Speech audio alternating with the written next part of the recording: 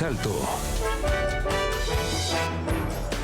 Trump y Putin se comunicaron a través de una llamada que duró casi 2 horas. Cada uno ha considerado la llamada de diferentes niveles de importancia. Trump proclamó en una publicación optimista en redes sociales que la llamada salió muy bien, que Rusia y Ucrania habían acordado iniciar negociaciones inmediatas para el cese el fuego. Putin dejó claro que no cedía en sus exigencias maximalistas de poner fin a la violencia. Cambio de rumbo en las negociaciones para la paz en Ucrania. Vamos a abrir el debate en ángulo. Acabo de terminar mi llamada de 2 horas con el presidente Vladimir Putin de Rusia. Creo que ha ido muy bien. Rusia y Ucrania iniciarán inmediatamente negociaciones para lograr un alto al fuego y, lo que es más importante, el fin de la guerra. Las condiciones para ello se negociarán entre las dos partes, como solo puede ser, porque conocen detalles de una negociación que nadie más conocería. El tono y el espíritu de la conversación fueron excelentes. Si no lo fuera, lo diría ahora, mejor más tarde. Rusia quiere comerciar a gran escala con Estados Unidos cuando termine este catastrófico baño de sangre. Y yo estoy de acuerdo. Existe una tremenda oportunidad para que Rusia cree cantidades masivas de puestos de trabajo y riqueza. Su potencial es ilimitado. Del mismo modo, Ucrania puede ser un gran beneficiado del comercio en el proceso de reconstrucción de su país.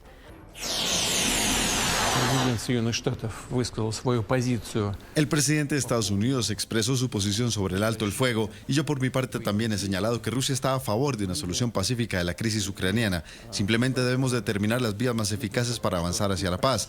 Acordamos con el presidente Trump que Rusia sugerirá y está dispuesta a trabajar con la parte ucraniana en un memorando sobre un posible futuro tratado de paz que defina una serie de cuestiones como los principios del arreglo, de un posible acuerdo de paz, etc., incluido un posible alto el fuego durante cierto periodo de tiempo si se alcanzan los acuerdos oportunos. Los contactos entre los participantes en la reunión y las negociaciones de Estambul se han reanudado, lo que indica que en general vamos por buen camino. Quiero subrayar una vez más que la conversación fue muy constructiva y la aprecio mucho. La cuestión, por supuesto, es que las partes rusa y ucraniana muestren el máximo deseo de paz y encuentren compromisos que convengan a todas las partes. Me gustaría señalar que la posición de Rusia es clara. Lo principal para nosotros es eliminar las causas profundas de esta crisis. Estamos considerando la posibilidad de volver a reunir a todos los equipos.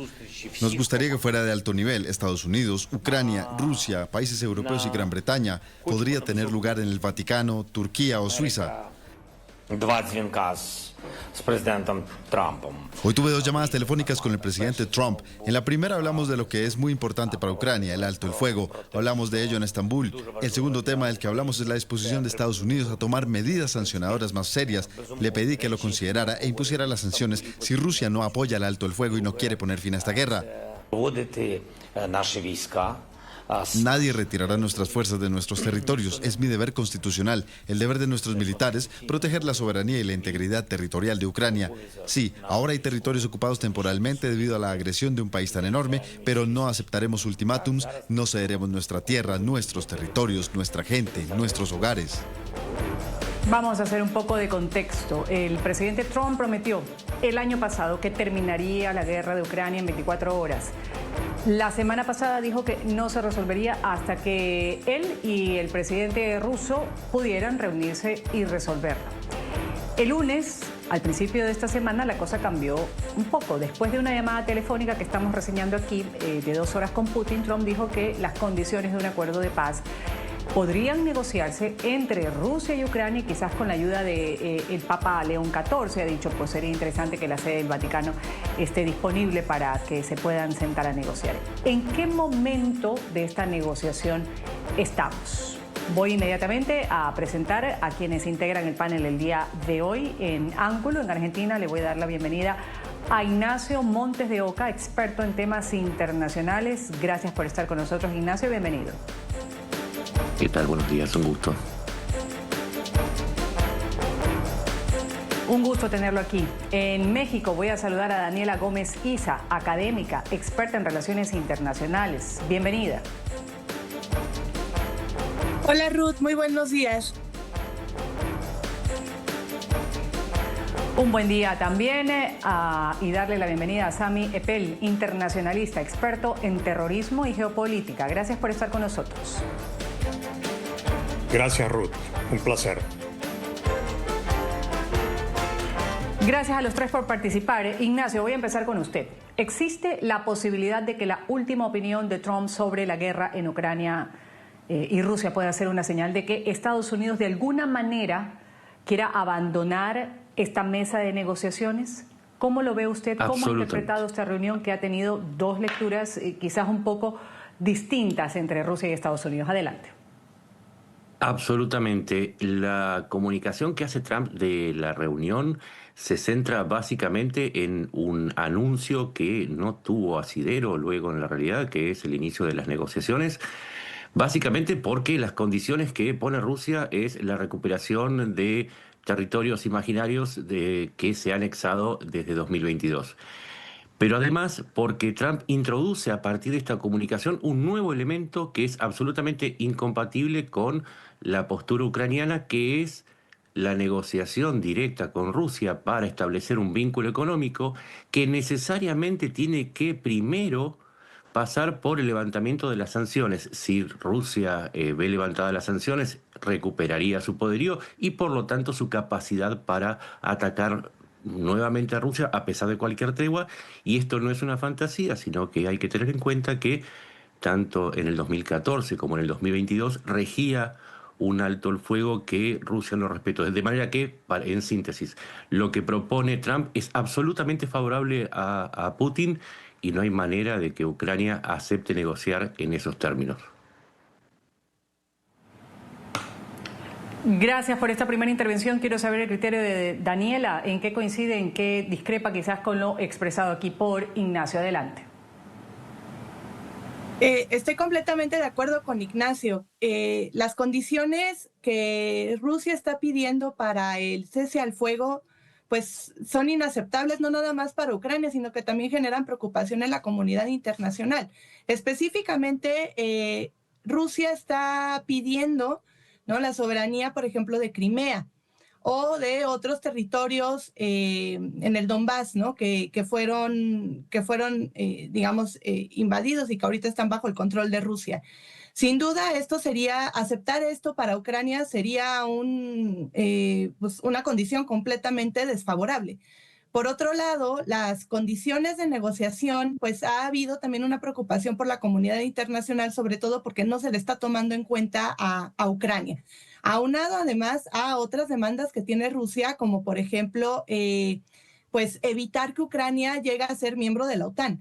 Este tipo de demandas que tiene Rusia, pues evidentemente ponen digamos, en una encrucijada, ¿no?, a los mediadores, específicamente a Estados Unidos, ¿no?, porque evidentemente quien podría perder, digamos, en estas negociaciones, sin duda, sería Ucrania, y estaría además poniendo un antecedente a nivel internacional sobre qué se puede y qué no se puede hacer cuando hay una invasión.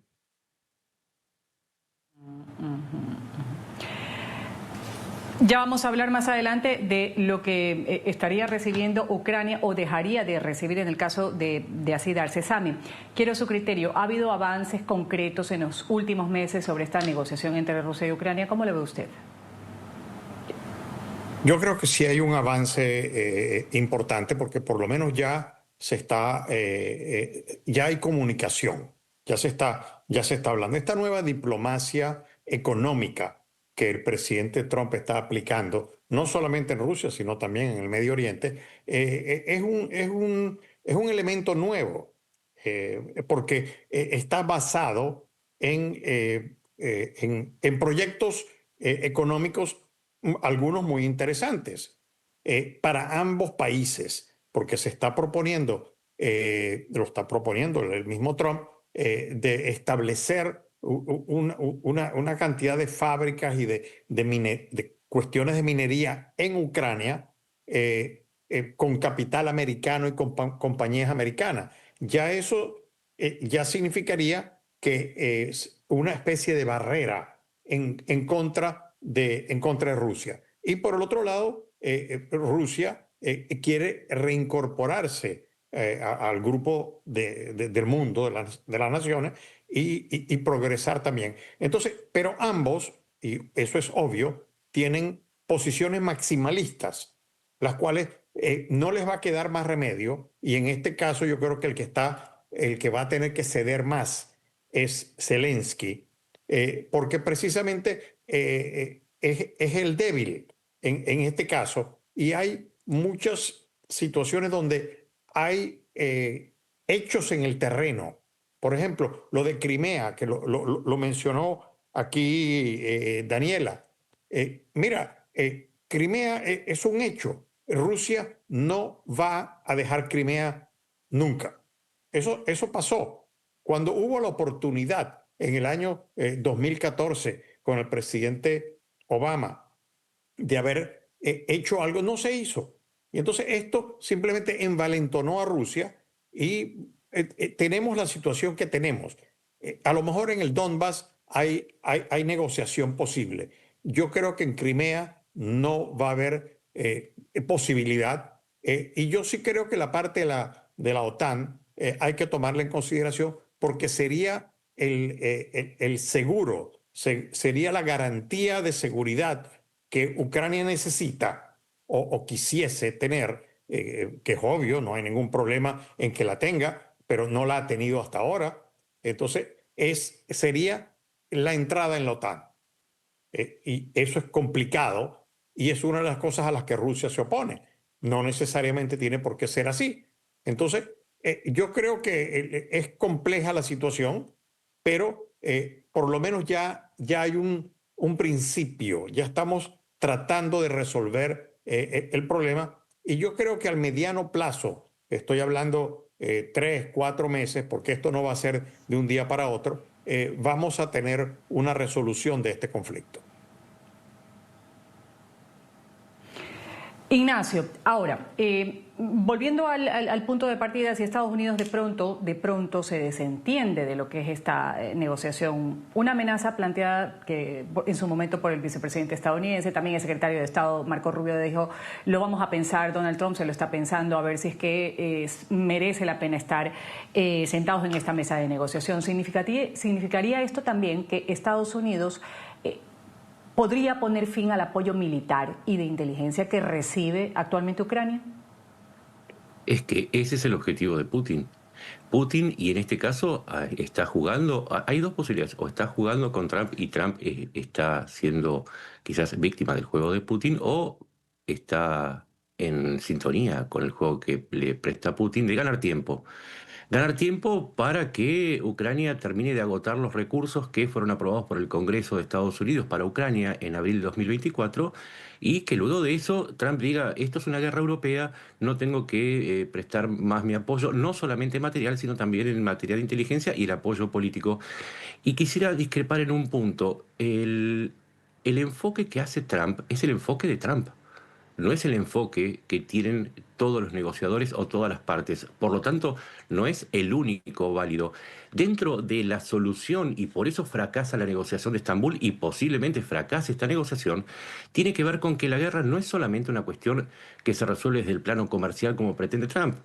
Vamos a un punto crucial. No solamente está la cuestión de la recuperación territorial de los territorios que por legítimo derecho le corresponden a Ucrania, sino también cuestiones tan sensibles como la apropiación de 20.000 niños ucranianos que fueron secuestrados y llevados a Rusia, de 248.000 personas que faltan en Ucrania y que fueron llevadas a campos de concentración en Rusia, y el juzgamiento y castigo de crímenes de guerra. Reducir, y esto creo que es un error de Trump y por eso va a fracasar, reducir la guerra a un fenómeno comercial es una falta de visión absolutamente, si se quiere, torpe, porque la pregunta es, si las guerras son solamente una cuestión comercial, ¿por qué fueron los juicios de Nuremberg?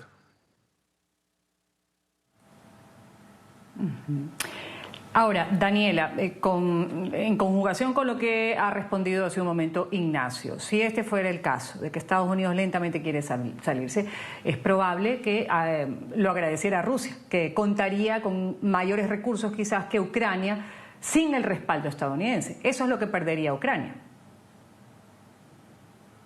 Y en efecto, aquí hay que tomar distintos intereses, ¿no? que tienen los países precisamente para que esta guerra, que ya se convirtió en una guerra de desgaste, ¿no?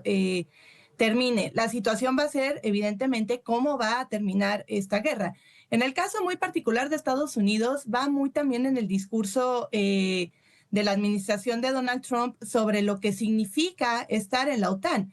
Estados Unidos también está ejerciendo una presión importante hoy en día para que sus contrapartes europeas puedan aumentar el gasto militar arriba del 2% de su Producto Interno Bruto, ¿no? Entonces, este discurso un tanto amigable a veces con Rusia por parte de la administración de Donald Trump tiene que ver también con una presión sobre lo que significa el papel de Estados Unidos en el sistema multilateral, específicamente en la OTAN, ¿no? Por el desgaste económico. Evidentemente también hay otros intereses muy importantes que hay que tomar en cuenta con Estados Unidos, que esta guerra se enmarca digamos, en un contexto más amplio, ¿no? Que tiene que ver sobre todo con el papel que puede jugar China. Estados Unidos recientemente presionó a Ucrania precisamente para tener una especie de beneficio, digamos, sobre la administración de los minerales de tierras raras, ¿no? Que Ucrania tiene varios yacimientos y esto también corresponde, por ejemplo, a una competencia que Estados Unidos quiere hacer o una dependencia, digamos, menor que Estados Unidos quiere tener hacia China. China es el principal productor y proveedor de estos minerales actualmente en el mundo y estos minerales se utilizan, por ejemplo, para distintas industrias como pueden ser los chips.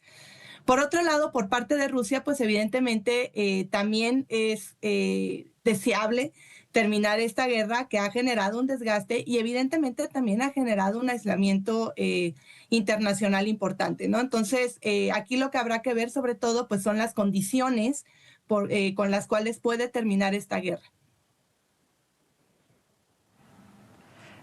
Sami, la sola perspectiva bastaría para preocupar al presidente Zelensky. Ciertamente, ciertamente, yo estoy de acuerdo con lo que se ha dicho aquí, lo que ha dicho Ignacio y Daniela, pero quisiera agregar que hay una tendencia aislacionista de parte de los Estados Unidos. Es parte de la política de Trump, que no sé si se trata simplemente de una especie de puesta en escena de lo que esto significa, o es verdad una amenaza, cierta amenaza ya hay, por ejemplo, en el mismo gobierno de Trump, gente que dice que hay que retirarse de las Naciones Unidas, por ejemplo. Imagínense lo que eso significaría. Entonces, ¿por qué? Bueno, porque los Estados Unidos hay mucha gente en Estados Unidos y mucha gente en el gobierno, en este gobierno ahora, que dice, bueno, nosotros no necesitamos al mundo, cosa que no es cierto. Hoy en día la globalización requiere que todos estemos involucrados. No me refiero a la palabra globalismo, no, me refiero a la globalización. Y la globalización simplemente es el intercambio básicamente comercial. También hay intercambio intelectual, hay intercambios sociales, hay intercambios poblacionales. Todo eso ocurre en una globalización. Pero los Estados Unidos están en el tema del aislacionismo y eso va a privar. Recordemos también que en Estados Unidos las elecciones son lo más importante. Los periodos presidenciales son cortos. En el caso, por ejemplo, de Putin en Rusia, él no tiene ningún problema. Él ha estado ahí durante 5 presidentes norteamericanos. Entonces él dice, bueno, a mí no me importa lo que Estados Unidos pueda hacer o lo que quiera yo lo complazco o no lo complazco, porque yo voy a seguir aquí.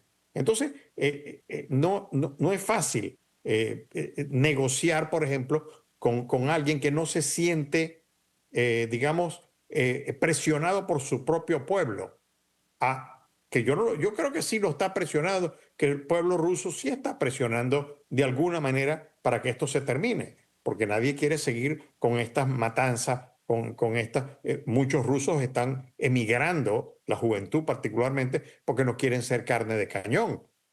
Imagínate que Putin ha tenido que buscar soldados de Corea del Norte para que vayan a luchar.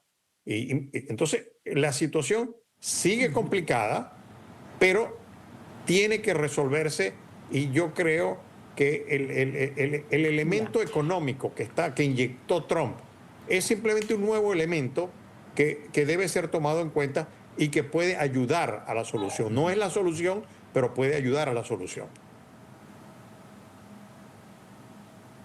Ahora, Ignacio, hablando de estos problemas, obstáculos, por decirlo mejor, ¿cuáles son estos principales obstáculos que impiden un acuerdo? ¿Qué temas están sobre la mesa en la negociación actual? ¿Qué está pidiendo Ucrania como condición para la paz? ¿Qué exige Rusia para el cese del conflicto?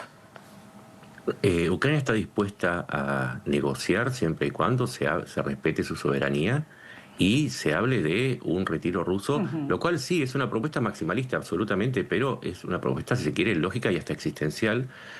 Y el grave problema que al menos yo veo es que la propuesta de Rusia es que Ucrania entregue no solamente Crimea, sino los oblasts de Zaporilla, de Donetsk, de Luhansk y de, si no me equivoco, de Kharkiv, sí. Que entregue además las zonas de estos oblasts que no ha podido conquistar, es decir, que entregue sin lucha Ucrania, y que además reconozca la soberanía rusa, que Rusia, como dije, por el acuerdo de septiembre, por la anexión de septiembre del 2022, lo llama Novorossiya. Y acá viene el segundo problema, y es que además Rusia en esa anexión de esa Novorossiya también incluye terrenos de Gerson, ¿sí?, que es el oblast que faltaba, y parte de Odessa, ¿sí?, que le dejaría a Ucrania sin ningún tipo de contacto con el Mar Negro, con lo cual económicamente se volvería inviable Ucrania. No podría recuperarse, no podría reconstruirse. Al plantear esta cuestión y además un desarme ucraniano, le está pidiendo concretamente que reduzca su ejército a 60.000 soldados, es decir, que se quede en defensa, que Europa y Estados Unidos dejen de apoyar con armas. Está planteando un imposible, más o menos para dejarlo en claro. Si yo planteo un absoluto imposible, es que no estoy queriendo negociar. Y este es el principal escollo para la negociación. Y no se trata de un análisis mío ni una de especulación. Precisamente lo que ocurrió en Estambul es que cuando la delegación de muy bajo nivel mandó un asesor presidencial a hablar con el presidente de Ucrania, lo que hicieron fue presentar precisamente esto, un pedido de capitulación y de entrega de territorios, más un pedido para que no entre ni siquiera a la OTAN, que sería, en última instancia, lo que le aseguraría la supervivencia a largo plazo, sabiendo que Putin, además, es un experto en romper treguas y acuerdos. Entonces, recapitulando, Putin no está queriendo negociar, y Trump, que había prometido que si Rusia no negociaba iba a llenar de armas a Ucrania, no está cumpliendo con su promesa y sigue dándole tiempo a Putin para que no aparezca como un personaje que se niega a ser razonable para sentarse en la mesa de negociaciones con Zelensky, de jefe de Estado a jefe de Estado, y reconociendo por último una realidad que también es lógica, de país invadido a país invasor. Vamos aquí a una pequeña pausa comercial, enseguida volvemos con el panel de ángulo. ¿En qué parte de las negociaciones están Rusia y Ucrania? ¿Qué pasa con la intervención de Estados Unidos después de esta llamada de 2 horas y media entre Trump y Putin? ¿Qué pasó la semana pasada? Delegaciones de Rusia y Ucrania se reunieron en Turquía por primera vez en estos 3 años. Las conversaciones acabaron sin un acuerdo de alto el fuego. Y con Kiev, además, acusando a Moscú de enviar una delegación de títeres, decían los funcionarios, sin poder de decisión. Rusia y Ucrania acordaron en Turquía intercambiar 1.000 prisioneros por bando, pero Zelensky se quedó esperando a que sea Putin el que esté presente en Estambul en esta reunión face to face que no se dio entre estos dos mandatarios.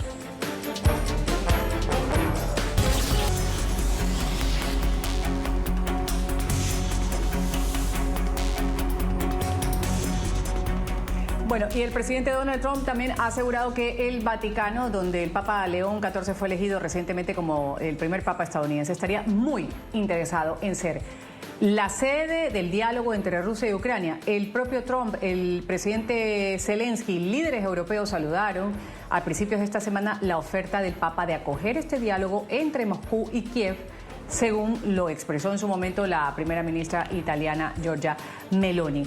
¿Qué decir sobre este ofrecimiento que hace a nivel? El máximo representante de la Iglesia Católica, el Papa León, que ha abogado a favor de la paz, de algunos conflictos bélicos que están abiertos actualmente en el mundo. Daniela, ¿podría darse esto de que el Vaticano sea el sitio de reunión? Sin duda podría ser una muy buena señal, sobre todo considerando que el involucramiento que ha tenido Estados Unidos no ha sido favorable para Ucrania en términos de tomar en cuenta sus intereses y sus posiciones. Por lo general, en la resolución de conflictos existe, digamos, este posicionamiento de algunos actores, que puede ser la Santa Sede o, bueno, pueden ser algunos países que se han considerado neutros por toda la historia, ¿no? Por ejemplo, Suiza, Turquía quiso ser precisamente justo ese eslabón, ¿no? En las negociaciones. Entonces, sin duda, podría ser una muy buena señal, sobre todo para considerar, ¿no?, las peticiones que tiene Ucrania, ¿no? Y bueno, que sí haya un mensaje de que se está escuchando ambos intereses, no nada más por parte de Rusia, sino por parte de Ucrania. Sami, ¿qué decir el rol que podría jugar en este caso el Papa León XIV? ¿En qué coincides con lo que ha dicho Daniel en este caso? Y el hecho de que la Santa Sede, o el Vaticano, mejor dicho, sirva como un lugar en donde se podrían reunir delegaciones, y no, pues siendo muy optimistas, el propio Zelensky con Putin. Mira, yo no creo que eso es lo importante. Al fin y al cabo, el sitio de reunión para llevar a cabo las negociaciones puede ser cualquiera. Ahora estaba Turquía, no había ningún problema. Ahora se está hablando del Vaticano, se está hablando de Suiza. En verdad, no es lo importante. Sí es importante que sea un país neutral. Entonces, el Vaticano es neutral, Suiza es neutral. Entonces, yo me inclinaría hacia esos dos sitios como los sitios de reunión. Pero más que todo por la parte externa, porque la parte externa no es que influya en la cosa, pero cuando hay manifestaciones públicas, digamos, afuera de unas reuniones que se están llevando a cabo, es más difícil. Entonces, por ejemplo, el Vaticano es un sitio cerrado, no hay mayores accesos a manifestaciones públicas que pudiesen darse a favor de uno o de otra parte. Y entonces, mira, y yo te digo eso por haber participado durante 9 años en cuestiones de negociaciones entre partes. Y te digo que en verdad el sitio de reunión no es lo importante. Lo importante obviamente es el contexto, lo importante obviamente y lo más importante es el resultado. O sea, estamos buscando no solamente fotografías bonitas, videos bonitos, de qué tamaño es la mesa, cómo se va. Recordemos lo que pasó con la guerra de Vietnam, que pasaron 6 meses en París decidiendo cuál iba a ser la mesa de la negociación, de qué tamaño, de qué modelo, hasta de qué material iba a ser la mesa. Entonces, eso no es lo importante. Quiero conocer el criterio de Ignacio, esto de la diplomacia religiosa ante la guerra, el hecho de que puede el Vaticano mediar entre Moscú y Kiev. Lo decía hace un momento Sami, él dice, pues el sitio no es lo importante, pero en este caso, ¿qué tipo de rol o peso puede tener esto de la diplomacia religiosa cuando el Papa León, dentro de sus primeras declaraciones, sus primeras alocuciones que ha dado, ha hablado de la paz y lo ha dicho abiertamente? Aquí está el Vaticano para que se sienten a negociar. Le veo muy pocas posibilidades por tres motivos. La primera, que León XIV ya dijo que ya calificó a la situación como una invasión rusa y condenó de alguna manera lo que es la postura de Rusia, con lo cual le da menos posibilidades de ser aceptado por Putin. El segundo signo es que el primer jefe de Estado que recibió en audiencia privada fue Volodymyr Zelensky, el presidente ucraniano. Y el tercer signo, que quizás pasó desapercibido, es que recibió al Hilarión de la Iglesia Ortodoxa ucraniana, de la Iglesia Ortodoxa turca, ¿sí? La de Estambul, que es la que permitió que la Iglesia Ortodoxa cristiana de Ucrania se separara de la de Moscú.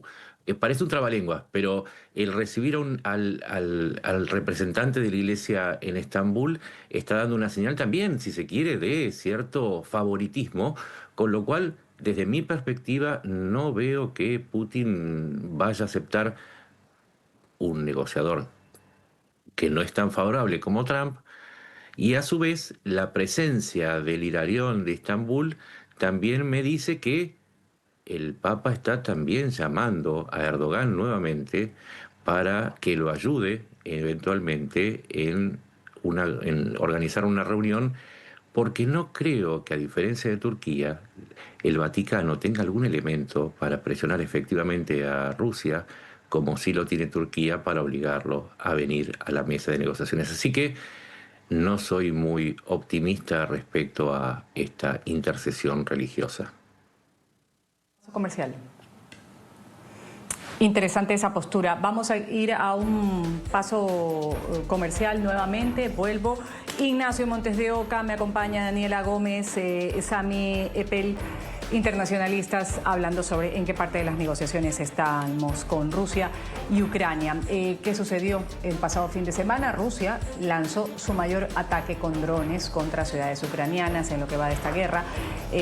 La llamada de este lunes entre los dos líderes mundiales deja claro, quizás para algunos analistas, que cualquier alto el fuego o acuerdo de paz se ve muy lejano, muy lejano. Volvemos luego del corte.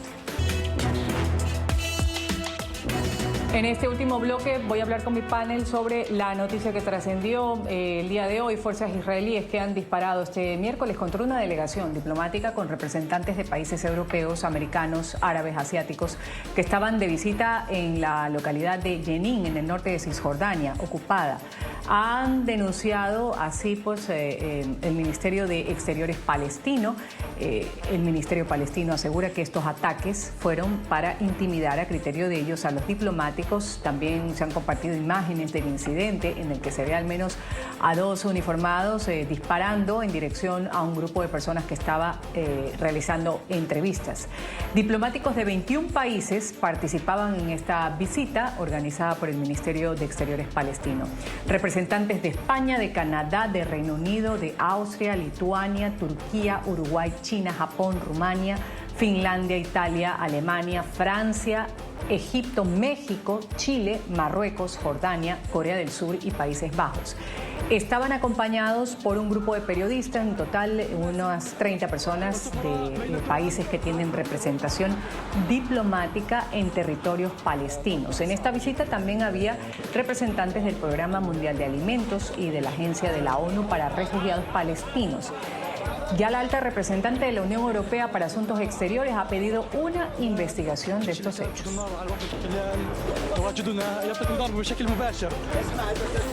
Según la investigación inicial, la delegación se desvió de la ruta autorizada y entró en una zona donde no estaba autorizada. Los soldados de las Fuerzas de Defensa de Israel que operaban en la zona dispararon tiros de advertencia para distanciarlos. No se reportaron heridos ni daños.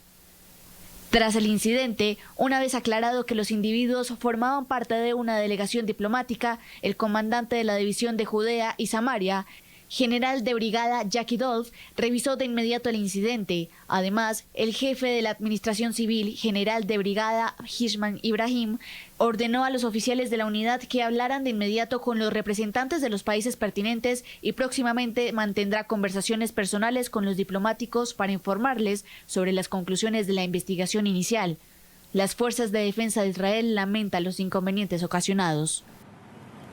Voy a darle la palabra a Sami Epel. Primero, su criterio con respecto a esta información. Ya Turquía, Egipto, Jordania están condenando también el tiroteo contra esta delegación de diplomáticos en Cisjordania. Mira, se trata de un incidente, no se trata de un atentado, no se trata de que hubo heridos, de que hubo muertos, de que hubo ni siquiera algún daño, sino que simplemente son cosas que ocurren en este tipo de situaciones donde una delegación, en este caso numerosa, simplemente se desvía de la ruta y simplemente los soldados o los militares que están en la zona notan que está pasando algo fuera de lo común y entonces no les queda más remedio que para llamarles la atención a lo mejor hacer unos disparos al aire, porque estos no fueron disparos en contra de algunos de los vehículos. Estamos hablando de más de 8 vehículos y ninguno fue impactado por un proyectil o una bala. Entonces, y ya Israel ya dijo, bueno, que se disculpaba de la situación. Entonces, yo no creo que esto valga la pena de convertirlo en un incidente mayor. Decir, bueno, 30 países fueron a Cisjordania y fueron atacados, que es lo que estamos viendo ahorita por ejemplo, en Al Jazeera. Al Jazeera, inmediatamente, había unos periodistas de Al Jazeera ahí, y inmediatamente reportaron de que esto era un intento de asesinato de un grupo diplomático, que esto demuestra la poca calidad moral de Israel, etc. Y entonces, mire, si lo convertimos en un evento grande, en un evento, yo creo que hasta del punto de vista periodístico, debería ser algo menor, porque no ocurrió más nada. Entonces, yo no creo que vale la pena convertir un incidente casi al margen de las cosas por el hecho de que se efectuaron algunos disparos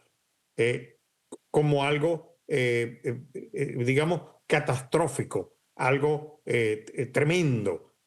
Yo no creo que esa sea la razón, pero y también tenemos que tomar en cuenta el tema de la provocación. A lo mejor el desvío, habría que investigar, digamos, el chofer o los guardias del primer vehículo de la caravana de los diplomáticos. ¿Por qué él se desvió? ¿Por qué él se metió en otra zona que no estaba en la ruta planificada? Ahí es donde está el detalle, y desde el punto de vista periodístico yo no le veo mayor influencia, a menos que se quiera maximizar algo donde en verdad no pasó prácticamente nada. Vamos a ver qué es lo que pasa ahora con la visita de los diplomáticos. Eso es lo importante. Estos diplomáticos se van a reunir en Jenin y en Ramallah sobre una serie de aspectos que tienen que ver con la causa humanitaria en Gaza, y eso sería lo importante, no el hecho de que hubo un incidente. Gracias, Sami. Daniela, Ignacio, quiero conocer su criterio también sobre esto. Coinciden con lo que ha dicho Sami. ¿Cuál es la lectura que ustedes le dan? Ha sido un hecho, pues, que si bien es cierto, no ha dejado sino un susto de estos diplomáticos que estaban ahí. Hay versiones distintas. Hay lo que dice el Ministerio de Palestina, que es quien difunde incluso las imágenes a nivel mundial, pero Sami dice, pues, un hecho aislado, no tiene nada que ver, no era una cosa en contra de los diplomáticos que estaban en ese momento, que quizás se desviaron incluso del camino. Bueno, si bien es cierto que que podría llegar a ser considerado un incidente, también hay que leerlo, digamos, como en un contexto un poco más amplio. El día de ayer, por ejemplo, hubo muchísimos movimientos alrededor precisamente de este tema. Hubo ya críticas un poco más duras por parte de las contrapartes europeas. Vimos por ahí, por ejemplo, Reino Unido, ¿no? suspendiendo negociaciones comerciales con Israel, pues a manera de presión, ¿no? Y bueno, por otro lado, esto también se encuentra en un contexto más amplio de esta crítica constante hacia el gobierno de Benjamín Netanyahu sobre el bloqueo humanitario, ¿no? Y cómo hacer, digamos, o cuál es la crítica que se tiene hacia la propuesta del mismo gobierno de Israel de abrir, ¿no?, la ayuda humanitaria, pues como que hay muchas críticas, ¿no? Entonces, si bien esto podría ser un incidente, sin duda tiene que ser algo que se tiene que investigar, que se tiene que platicar, ¿no? Porque, bueno, pues también esto podría llegar a abonar a pues una serie de mayor tensión, sobre todo con los países europeos por parte de Israel, ¿no? Entonces sí, considero que aunque la versión oficial es que fue un incidente y como dice Sami, correspondió pues a una situación ahí de un desvío de la ruta que se tenía, sin duda sí, pues se tiene que platicar para evitar precisamente abonar a una mayor tensión, ¿no?, que se tiene sobre todo con países como España, como Reino Unido, como Francia. Gracias, Ignacio. Cierro con usted. Veo dos mensajes. El primero, ¿qué hacía una delegación tan numerosa de tantos países yendo a Jenin? Jenin no es un lugar cualquiera de Cisjordania. Jenin es, en primer lugar, el sitio donde hay 40.000 nuevos desplazados por los nuevos asentamientos de colonias judías. En segundo lugar, Jenin es el sitio donde se planifican muchos de los ataques a Israel y es el lugar en donde residen algunas de los grupos terroristas que siguen activos, como las brigadas de Jenin, las brigadas de mártires de Al-Aqsa que responden al Fatah, que es el partido de Abu Abbas, el presidente de la autoridad palestina, las brigadas Al-Quds de la Yihad Islámica y las brigadas Al-Qassam y del Frente de la Liberación Popular para Palestina. Creo que hay un mensaje, una crítica muy severa a Israel en la organización misma de esta delegación, y también hay un segundo mensaje, y es precisamente frente a las críticas que se le hace a Israel de parte de muchos países y organizaciones, la respuesta a un desvío que podría haber sido decirle al chofer, está usted desviado, pero responder con disparos, es también un mensaje político de, en esta zona, el que marca las reglas es el Estado de Israel. Por eso, más allá del incidente, yo veo dos mensajes muy claros a los que hay que prestar mucha atención, porque más allá del incidente hablan de la relación que está teniendo Israel con el resto del mundo, porque, cierro con esto, muchas de las delegaciones pertenecen a países que han criticado severamente en los últimos días a las acciones en Gaza y en Cisjordania llevadas adelante por Netanyahu, que es el primer ministro de Israel.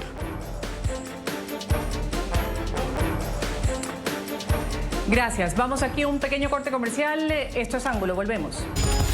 Continuamos con Ángulo por NTN 24, el canal de las Américas. Esto ha sido Ángulo. Voy a agradecer a quienes han participado el día de hoy en el panel. Ignacio Montes de Oca, experto en temas internacionales. Gracias, Ignacio. Hasta una nueva oportunidad. A ustedes, muchas gracias. Gracias también a Daniela Gómez Isa, académica, experta en relaciones internacionales. Muchas gracias, Ruth. Que tengan un muy buen día. Igualmente un buen día, y también mi gratitud por el criterio aquí expresado por Sami Eppel, internacionalista, experto en terrorismo y geopolítica. Gracias. Gracias, Ruth, y muchas gracias, muy agradecido por la compañía de Ignacio y Daniela. Buena conversación, excelentes análisis, muchas gracias. Gracias a los tres por participar. Esto ha sido Ángulo. Me despido, soy Ruth del Salto. Ustedes sigan con la señal del canal internacional de noticias NTN 24.